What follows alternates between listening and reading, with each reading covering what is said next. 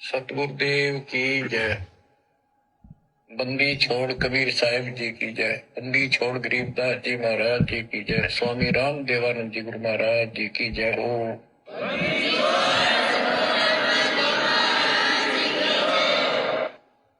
सारे के सारे जयकारे पूज्य गुरुदेव भगवान ने खुद ही लगाए हैं। बंदी छोड़ कबीर साहिब जी की जय। बंदी छोड़ गरीबदास जी महाराज जी की जय। स्वामी राम देवानंद जी महाराज जी की जय। फिर बाद में भक्तों ने जयकारा लगाया, बंदी छोड़ सतगुरु रामपाल जी महाराज की जय। यानी भक्तों ने केवल अपने गुरु का ही जयकारा लगाना चाहिए, गुरु के अलावा किसी और का जयकारा नहीं लगाना चाहिए, ना गरीबदास जी का, ना दादा गुरु जी का, ना अन्य किसी महापुरुष का। क्योंकि ये कलयुग की बिचली पीढ़ी है। जब तक हम पतिव्रता पद पर रहकर भक्ति नहीं करेंगे तब तक हमारा मोक्ष नहीं हो सकता। इसलिए परमात्मा अपनी वाणी में कहते हैं, एक सादे सब सदे, सब सादे सब जाए, माली सिंचे मूल को फले फुले अघाए।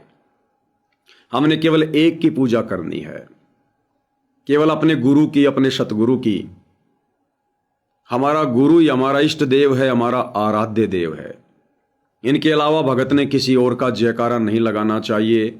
अपने गुरु के अलावा भगत ने किसी और को दंडवत प्रणाम सौपन में भी नहीं करना चाहिए, क्योंकि 21 ब्रह्मांड में कोई भी दंडवत प्रणाम का अधिकारी नहीं है, योग्य नहीं है। गीता का ज्ञान देने वाला काल खुद गीता का ज्ञान देते समय अर्जुन को कहता कि अर्जुन मुझे प्रणाम कर। यानी गीता ज्ञान दाता ये काल ब्रह्मा विष्णु महेश का पिता, 21 ब्रह्मांड का भगवान, 21 ब्रह्मांड की सर्वश्रेष्ठ शक्ति, ये भी कह रहा है कि मुझे भी दंडवत प्रणाम मत करना, मैं भी दंडवत प्रणाम लेने का अधिकारी नहीं हूं। केवल तत्वदर्शी संत ही दंडवत प्रणाम करने के योग्य हैं, अधिकारी है। तो बताइए फिर, जब 21 ब्रह्मांड का स्वामी भी कह रहा है कि मुझे भी दंडवत प्रणाम नहीं करना, केवल प्रणाम कर, नमस्कार कर, तो फिर सतगुरु रामपाल जी कौन हैं? अरे फिर सतगुरु रामपाल जी कौन हैं? ये भी तो हमारे साथ 21 ब्रह्मांड में ही हैं, तत्वदर्शी संत हैं।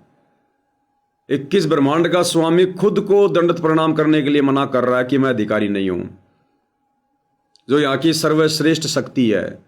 फिर सतगुरु रामपाल जी भी तो आज 21 ब्रह्मांड में हैं, जिनको दंडवत प्रणाम किया जा रहा है, जो दंडवत प्रणाम लेने के अधिकारी हैं। तो कौन शक्ति हैं? काल से ऊपर हुए कि नहीं हुए? और काल से ऊपर फिर वो दयाल है जो 21 ब्रह्मांड में आकर अपनी आत्माओं को शतलोक की जानकारी देता है। तो अपने गुरु के अलावा हमने ना किसी का जयकारा लगाना है, ना किसी को दंडवत प्रणाम करना है।